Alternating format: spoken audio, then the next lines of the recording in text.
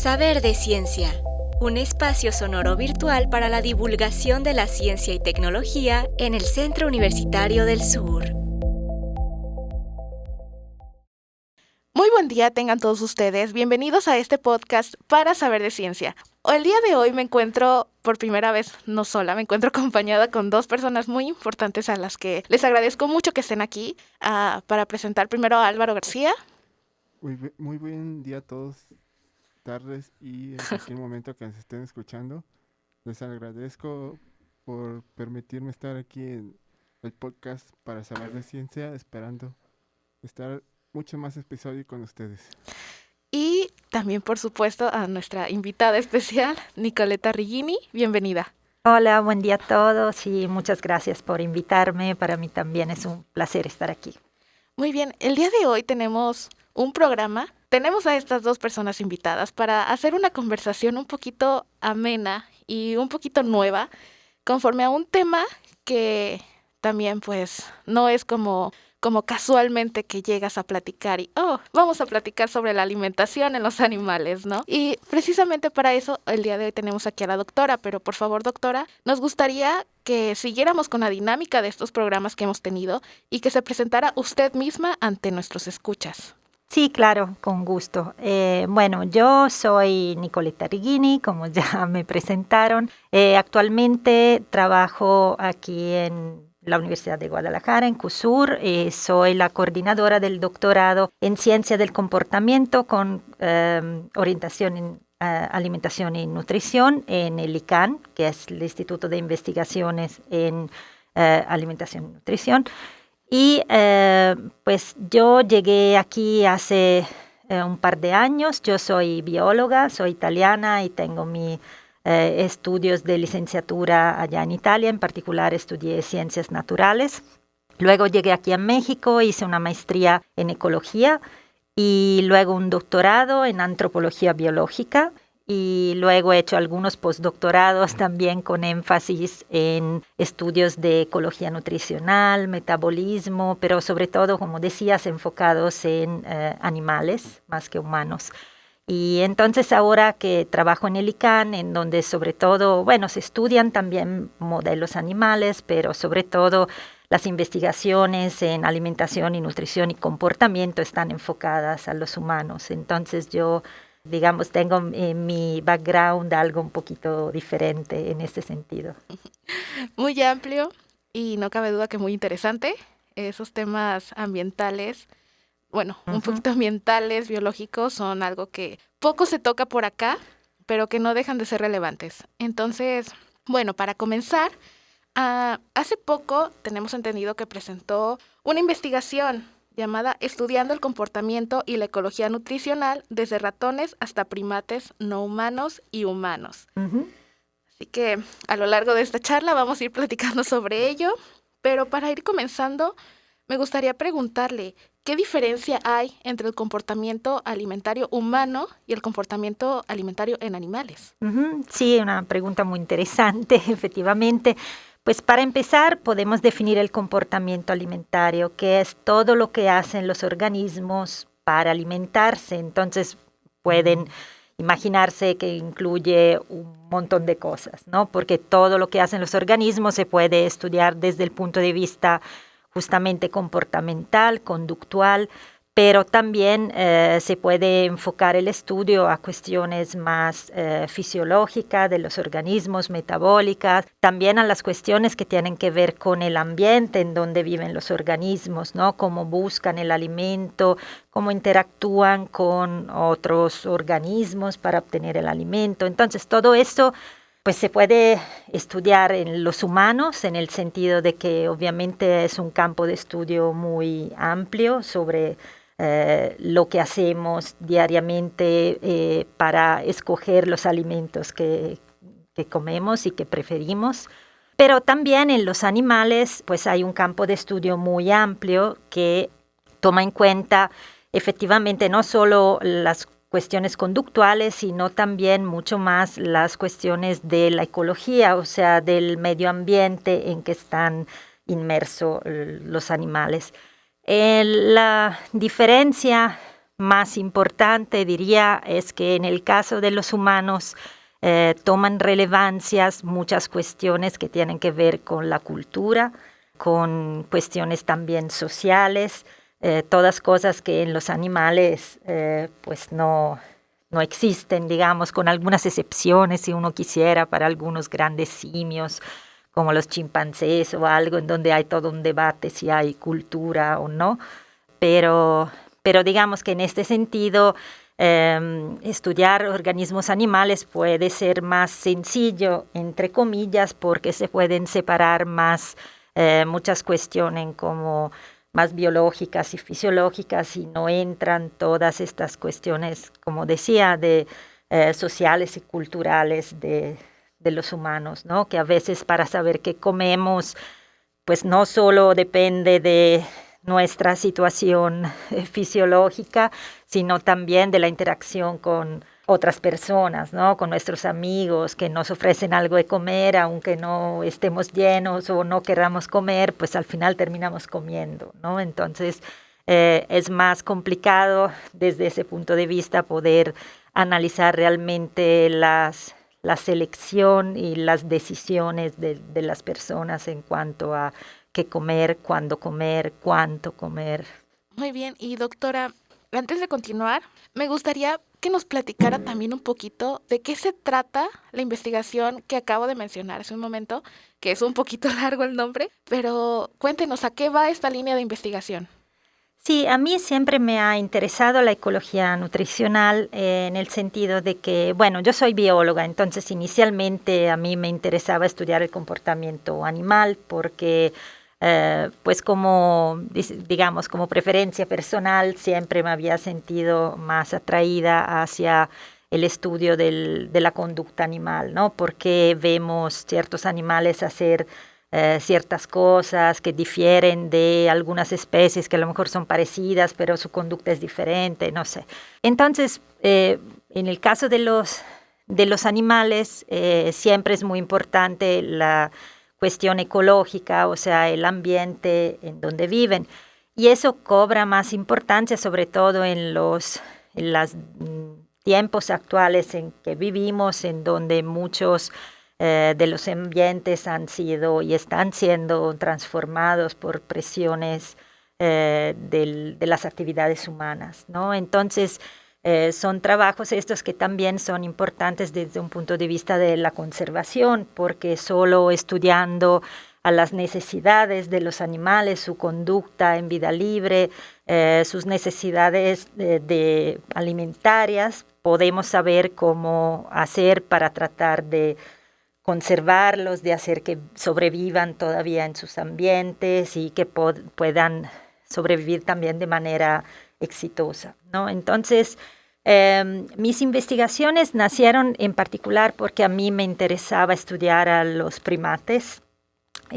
Pues en Italia no hay primates, entonces tuve que venir a México para verlos en vida libre y efectivamente esa fue una de las razones por las que decidí venir acá, ¿no? Porque quería estudiar a estos animales en sus selvas, en condiciones de vida libre.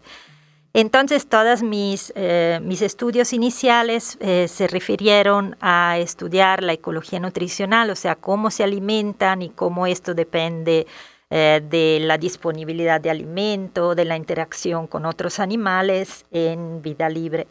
Y entonces tuve la oportunidad de estudiar a los monos aulladores, que son una de las 3 especies de monos que viven en México. Y yo las estudié primero en el estado de Veracruz y luego en el sur de México, en Campeche, donde todavía quedan unas selvas en donde hay bastante de estas especies, tanto de los monos aulladores como de los monos araña.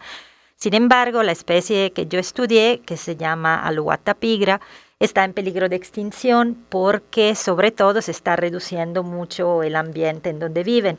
Y eso es un tema muy actual, sobre todo considerando ahora todo lo que está pasando en el sur de México con la construcción del Tren Maya y todas esas cuestiones que sí están planeando pues talar muchas y muchas hectáreas y pasar por ambientes en donde estos animales pues, normalmente viven.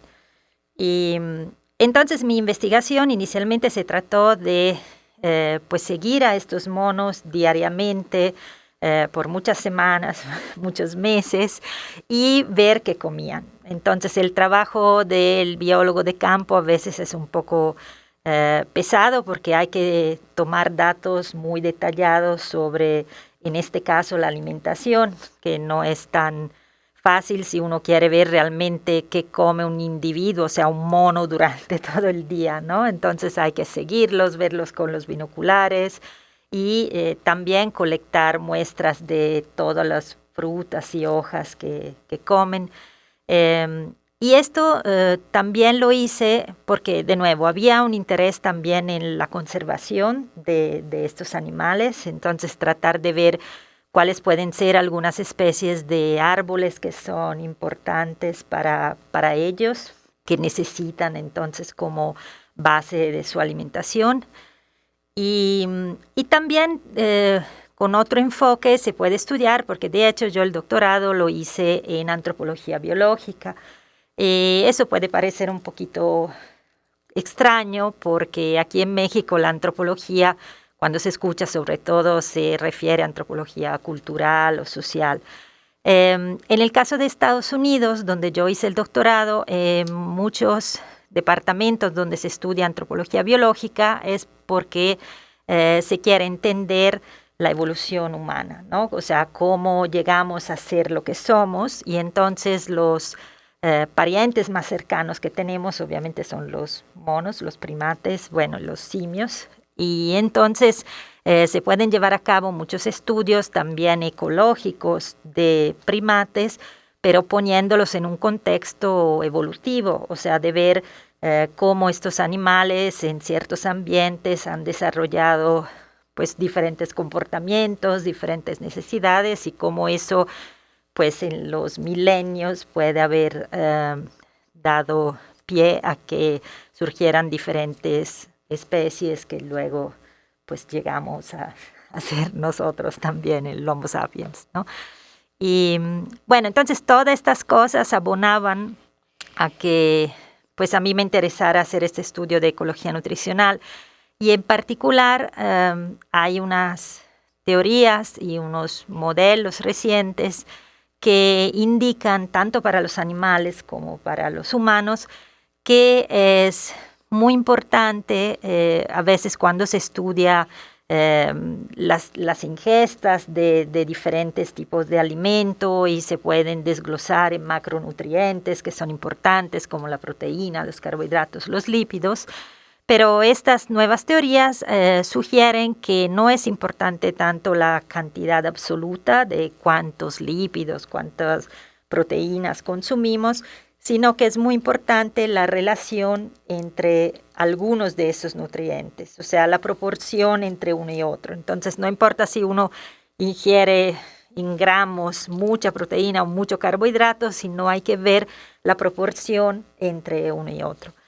Y entonces eso me interesó mucho para poder aplicarlo y ver si también estos primates pues sí tenían una dieta que al final del día pues era balanceada en este sentido, ¿no? Entonces pues de eso se trató toda mi investigación de doctorado, en donde, como les contaba, pues sí estuve más de un año corriendo atrás de los monos y registrando exactamente, así con mucha precisión, todo lo que comían en el día. Sí, y qué interesante, de verdad. No me imaginaba que algún día, teniendo por acá en Saber de Ciencia o de forma local en la región sur de Jalisco, tuviéramos investigaciones tan específicas, o que alguien se fuera tan cercano a este tipo de líneas. Porque antes de inmiscuirme un poquito en la ciencia, yo creía que la biología se trataba más que plantas, que métodos, formas, así. Pero una vez que empiezas a comprender como todo el tratamiento también de animales, de floras y faunas, y todo lo que conlleva en la ecología actual, pues es realmente impactante. Y en los datos actuales, como usted lo menciona, es algo muy contemporáneo, es de una situación, claro, de una situación que estamos viviendo actualmente, pero de que es poco hablado. Entonces, Álvaro, por favor, ¿qué más preguntas tenemos para Nicoleta? De todo lo que nos ha hablado, nos ha parecido muy interesante y nos gustaría que nos platicara un poco de la microbiota que usted ha mencionado en su investigación. Ah, sí, claro.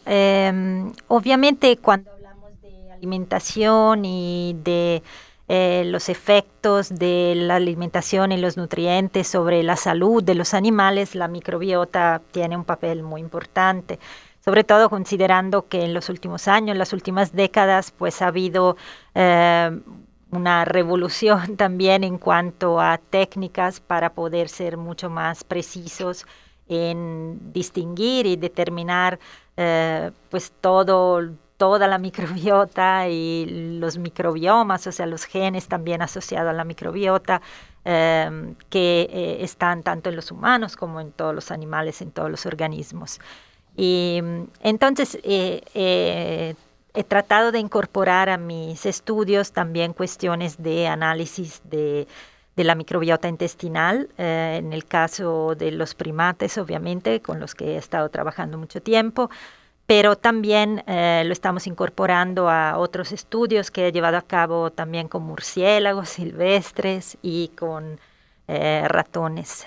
Y pues por microbiota se entiende a todo el conjunto de microorganismos que incluyen tanto bacterias como virus, hongos, que están dentro, en el caso de la microbiota intestinal, dentro del intestino y del estómago, bueno, en el estómago menos, pero en todo el tracto digestivo de los animales, de los organismos. Y entonces, haciendo estos estudios, podemos darnos cuenta de cómo refleja la dieta, la composición de la microbiota intestinal.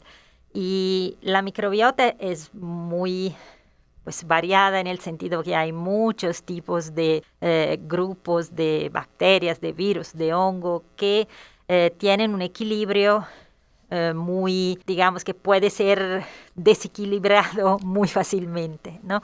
Y entonces hay muchos que son muy benéficos. De hecho, la mayoría de estos microorganismos son benéficos porque ayudan a los individuos a tener energía de lo que comemos, sobre todo en el caso de la fibra para los mamíferos, o sea, para nosotros y para los primates y otros mamíferos, son los que nos ayudan a obtener energía de alimentos fibrosos que nosotros no podríamos digerir.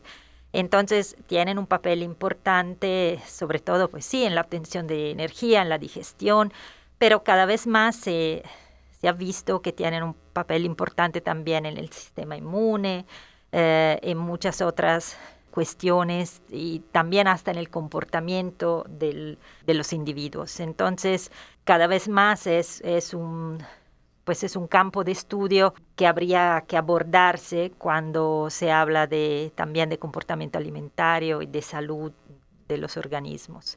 Y obviamente son estudios que no son tan sencillos en el sentido de que si uno quiere hacer un screening más a largo amplio alcance, pues son técnicas que son bastante costosas, entonces no es tan fácil, por ejemplo, para un proyecto de tesis, de licenciatura, si uno no tiene los fondos o si no tiene un proyecto en donde puede pedir dinero a ciertas agencias, pues no es tan fácil. Antes lo que se hacía era cultivar ciertos tipos de bacterias, ciertas cepas, entonces si uno sabía qué estaba buscando, a lo mejor sí podía decir, bueno, sí, esta bacteria sí se encuentra, hay en poca cantidad, en mucha cantidad, pero lo que pues es más útil muchas veces es ver pues en general qué tipos de familias, de grupos de microorganismos hay y a qué se asocian, o sea, qué vías metabólicas, para qué sirven exactamente, y si hay algunos casos en donde se puede presentar disbiosis, o sea, hay un desbalance en la microbiota y puede llevar a ciertas enfermedades en los organismos. Y ahora, ya que nos habló un poquito sobre la microbiota, que es un tema que hemos tocado varias veces por acá, hemos traído a varios nutriólogos por acá que nos han apoyado en eso, pero usted se dedica un poquito más a la microbiota en animales, Sí, a claro. investigarlo. Entonces, a mí me surgió esta curiosidad sobre, en vez de preguntarle qué diferencias hay entre la microbiota animal y la microbiota humana, más bien, qué similitudes nos podemos encontrar una con otra. Sí, en muchos casos, pues hay muchos grupos de microorganismos que pueden ser los mismos, ¿no? No es que son completamente diferentes eh, por ser de un animal o de un humano. Muchos están asociados de nuevo con la dieta, o sea, hay ciertos grupos de bacterias, ciertas familias o también a nivel más grande, agrupaciones, que están asociados, por ejemplo, a una dieta con muchos vegetales o dieta vegetariana. Entonces, eso se puede notar tanto en las personas que tienen este tipo de dieta como en animales que son, por ejemplo, herbívoros o folívoros. Mientras que animales que son carnívoros tendrán una serie de microorganismos que se especializan en ayudar en la digestión de la carne, de la proteína, y entonces eso se pueden asemejar también a los que tienen personas que tienen dietas más carnívoras. Entonces, mucho, digamos, las principales agrupaciones dependen de la dieta. Obviamente es muy importante el tipo de animal o de personas de los que estamos hablando, porque sí, claramente hay una diferencia de tipos de microorganismos según el tipo de animal, ¿no? Entonces, si hiciéramos una especie de inventario de los microorganismos que están en el tracto digestivo de los humanos, de los gatos, de los perros o de los primates, y los graficáramos, digamos, en una especie de gráfica, veríamos que se agrupan por tipo de organismo. Entonces, los de los humanos están en un lado, los de los gatos en otro lado. O sea, sí son muy típicos del tipo de organismos a los que pertenecen. Pero en algunos casos luego subentra el efecto de la dieta. Entonces, de nuevo, los animales que a lo mejor son más carnívoros sí son más cercanos entre sí respecto a los que tienen una dieta basada en plantas. Y pues también se ha visto que el ambiente influye. Hicimos unos trabajos exactamente en los monos, en donde checamos la microbiota en animales que vivían en selvas conservadas, en selvas mediamente conservadas, pero con algo de influencia así como humana, y en lugares muy maltratados, en unos fragmentos muy chiquitos en donde casi no les quedaba nada a los monos, y en cautiverio. Entonces también ahí se ve toda una diferencia en la microbiota, o sea, en los grupos, en la diversidad de microbios, en teoría más diversidad, más salud, ¿no? Como todas las cosas.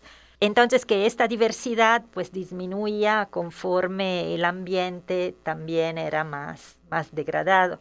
Y en cautiverio eran los que estaban peor, porque ahí también influye de nuevo el efecto de la dieta en cautiverio, que por cuanto algunos zoológicos o centros de rescate traten de ofrecerles a los animales la mejor dieta posible, obviamente nunca va a ser igual a la de vida libre, ¿no? Nunca van a poder tener todas las especies que comerían en su vida normal, ¿no? Entonces eso influye también y puede provocar que se pierda mucha diversidad de los microorganismos, y entonces es por eso, por ejemplo, en el caso de los monos aulladores, que es muy difícil mantenerlos en cautiverio porque comen muchas hojas, y en los zoológicos muchas veces a los primates se les tiende a dar frutas, ¿no? O sea, uno siempre piensa, comen plátano, pero no. Y entonces toda esa fruta hace que se fermente mucho más en el tracto digestivo de los monos aulladores, que al contrario están acostumbrados a comer muchas más hojas, mucha fibra, y entonces van a empezar problemas, como les decía, de disbiosis, o sea, de mal funcionamiento del intestino, porque hay mucha fermentación, entonces van a tener problemas. Doctora, y en una plática que tuvo usted aquí en CUSUR, en una charla de investigadores, este año 2022, encontramos una palabra clave en todo esto, que es asimilación de los nutrientes. ¿Nos podría explicar qué es la asimilación de los nutrientes? Sí, claro. Obviamente eso es muy importante porque no solo tenemos que ver qué es lo que comemos o los que comen los animales, sino también lo que podemos asimilar, o sea, cómo los nutrientes van a llegar a nuestro cuerpo y pueden ser utilizados en todas las funciones necesarias para poder sobrevivir y ser eficientes también en el caso de la digestión, de la obtención de energía, ¿no? Entonces, en algunos casos, solo, por ejemplo, ver y observar o tomar datos sobre la ingestión de ciertos alimentos puede no ser suficientes, porque si no sabemos si realmente esos nutrientes llegan al organismo, pues eso no va a hacer ningún efecto, ¿no? Entonces, en el caso de los estudios con animales, tanto en cautiverio como en vida libre, eso se puede, digamos, checar colectando, por ejemplo, las excretas de los animales y ver a través de las excretas, sabiendo lo que el animal ingirió y lo que excretó, pues realmente cuánto se quedó en el organismo, ¿no? Y cuánto pudo ser invertido en todos los procesos fisiológicos necesarios. Y bueno, tanto como yo, que no me canso de tener dudas, sé que Álvaro también tiene. Álvaro, por favor, continúa. Así. Ahorita nos habló de los animales que están sufriendo peligro de extinción. ¿Nos podría platicar cómo el cambio del ambiente podría afectar y cómo el estudio de la microbiota podría ayudar a poder conservar a esos animales? Ya que en su investigación nos practicaba una historia de cómo una rana aprendió a comer el capullo de una mariposa que tenía veneno para poder sobrevivir. Sí, claro. En el caso de muchos animales que están en peligro de extinción, eso se debe principalmente a la reducción de hábitat, o por lo menos es uno de los factores más importantes. Ahí cada especie depende también de dónde se encuentra y cuáles son las condiciones típicas del lugar, pero mucho a estas alturas sí depende de la destrucción del hábitat. Entonces los animales ya no encuentran ambientes idóneos en donde vivir. Primero, si son animales que se desplazan mucho, pues ya no van a encontrar lugares donde moverse, y si a lo mejor se construyen ya casas o asentamientos, pues ya van a entrar más en contacto con los humanos, y ese es otro problema porque puede empezar también una transmisión de enfermedades entre la fauna y los humanos. Y luego también pueden encontrar problemas para alimentarse justamente, o sea, ya no hay plantas o ya no pueden encontrar presas que necesitan si se reduce el ambiente, entonces esa es otra cuestión. En el caso de la microbiota, pues obviamente, como decíamos, la microbiota puede ayudar mucho a los animales a ser más eficientes en su alimentación, en su obtención de energía y también en su sistema inmune. Entonces, una microbiota saludable en donde hay una gran diversidad de microorganismos, eso sí puede pues ayudar mucho a la salud y a la supervivencia de los animales.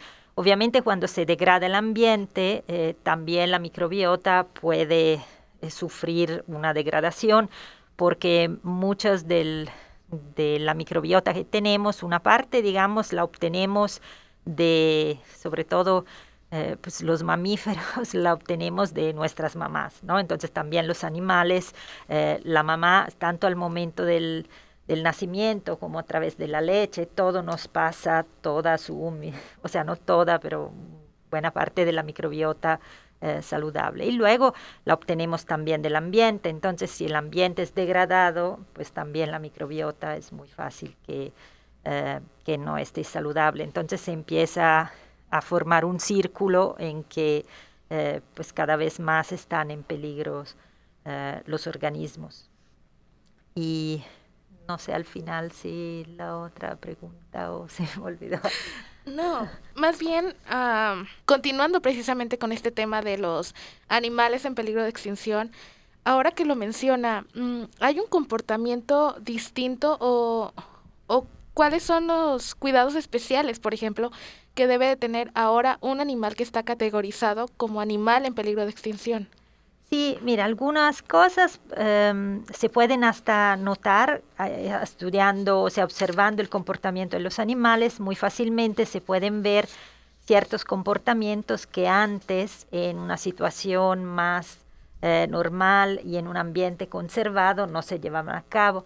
Por ejemplo, siguiendo con ejemplos de monos, estos monos que yo estudié, los monos aulladores, viven en los árboles, solo están en los árboles, se mueven ahí, o sea, no son como algunos primates, sobre todo viven en África o en otros lugares en donde los vemos en el suelo, ¿no?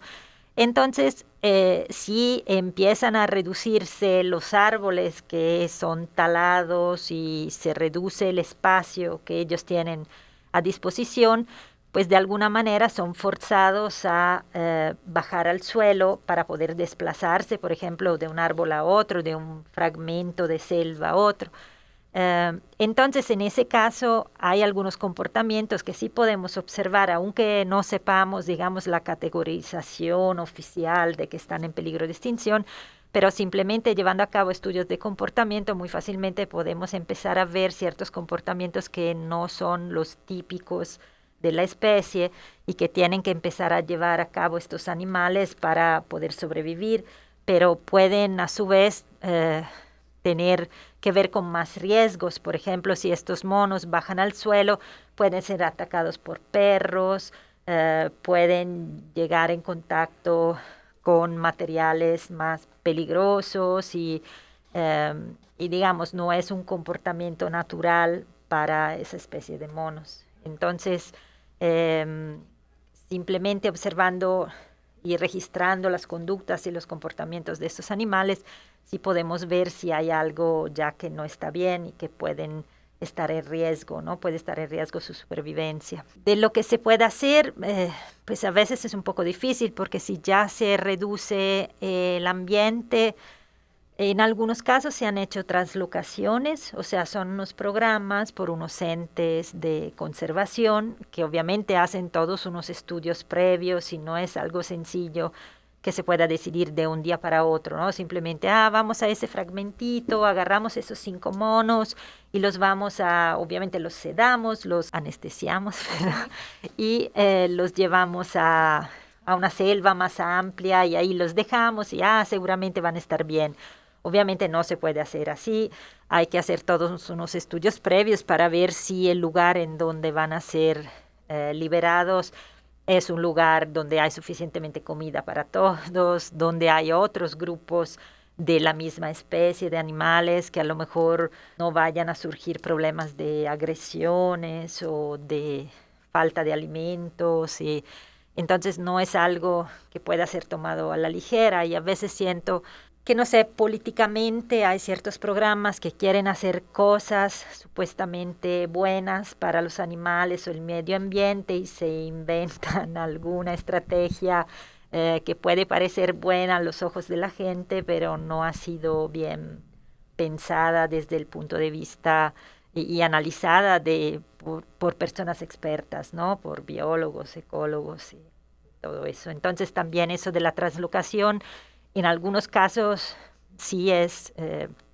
algo bueno y ha funcionado y sí puede ser útil, sobre todo en casos extremos donde ya el ambiente donde viven pocos individuos de una cierta especie, pues ya no puede sostenerlos, ¿no? Ya no les puede proveer alimento, protección y nada de eso. Entonces hay que buscar opciones en donde moverlos, pero también implica costos y sí, es todo un problema. Bueno, doctora, también Quisiéramos preguntarle ahora sí un poquito ya más específico, ya para ir concluyendo, ¿qué características consideran o establecen que un animal ya es parte del grupo de animales en peligro de extinción?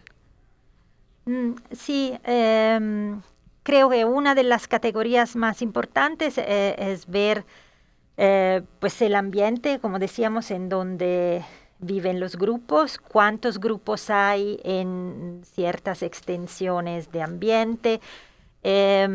Y luego se tienen que hacer análisis a través del tiempo del crecimiento poblacional. Entonces muchas veces es difícil poder hacer un análisis si solo uno está viendo la situación actual, ¿no? O sea, se tienen que tener datos de indicadores poblacionales, o sea, de cuántos están reproduciendo los animales y cuántos sobreviven los recién nacidos y también la proporción entre machos y hembras, porque para que una población sea viable se tienen que tomar en cuenta también cuántos individuos reproductores hay. Si, por ejemplo, en una población solo quedan machos, pues ya se sabe que a corto plazo pues ya no se van a poder reproducir, ¿no? Entonces, son todos análisis que se tienen que hacer con datos idealmente también de décadas anteriores para ver cómo el patrón, digamos, del crecimiento de la población. Y eso obviamente se une a un análisis de los ambientes en donde están viviendo en ese momento, ¿no? Si se sabe que un ambiente está siendo degradado, en que ya no queda espacio suficiente para todos los animales de esa población. Entonces esas son las cosas principales y analizar, pues sí, en toda su distribución, porque hay animales, también hay ciertas especies que se distribuyen en zonas muy específicas. Por ejemplo, de nuevo para hablar de los monos aulladores, hay una especie que es aquí también de México, que es Alouatta palliata, que se distribuye desde México hasta Sudamérica. Entonces, o sea, se encuentra en varios países, en varios tipos de ambientes. Entonces, a lo mejor se podría extinguir algunas poblaciones localmente, pero la especie todavía queda en otros lugares. Entonces, no que eso sea bueno, porque idealmente no queremos que se extinga en ningún lado, pero el hecho de que pueda quedar en otras partes de su distribución, eso todavía da un cierto respiro, ¿no? Mientras que hay algunas especies que solo se distribuyen, no sé, en una cierta zona de un cierto país. Entonces, ahí sí hay que hacer más esfuerzos para tratar de que sigan las poblaciones saludables, porque si ya desaparece de ahí, pues ya no quedan más. Muy bien, doctora. Sí. Y ya para concluir, que nos platique un poquito si sus investigaciones que ha realizado, tanto de monos, de ratones, en lo que sea, en cualquier animal que esté estudiando ahora, no sé, ¿va a continuar su línea de investigación? ¿Qué futuro tiene o qué planea hacer a futuro con las investigaciones que está realizando? Sí, claro. Obviamente a mí me gustaría mucho poder seguir con investigaciones de animales silvestres en vida libre. No es tan fácil eso también porque a veces depende mucho pues de muchos factores también como prácticos, ¿no? Efectivamente, si uno tiene financiamiento, si uno tiene acceso a una zona en donde puede ir a llevar a cabo sus investigaciones. También en el caso de los primates, pues en México, por ejemplo, ya hay varios grupos de investigación que están estudiando varias poblaciones de primates que están en México. Entonces también uno pues tiene que tener cuidado con quién está trabajando en qué lugar. O sea, no es que yo un día me puedo despertar e ir de repente a un área de estudio y empezar a hacer cosas sin saber lo que ya se está llevando a cabo, quién lo está haciendo, todo eso. Y sobre todo ahora, ya que estoy aquí en la Universidad de Guadalajara, efectivamente también desde un punto de vista práctico estoy un poquito más alejada de lugares en donde están los monos, ¿no? Entonces también para estudios para tesis y con estudiantes sería un poco más complicado. Pero con otros tipos de animales seguramente sí sería factible y no descarto que más adelante sí se puedan hacer algunas investigaciones.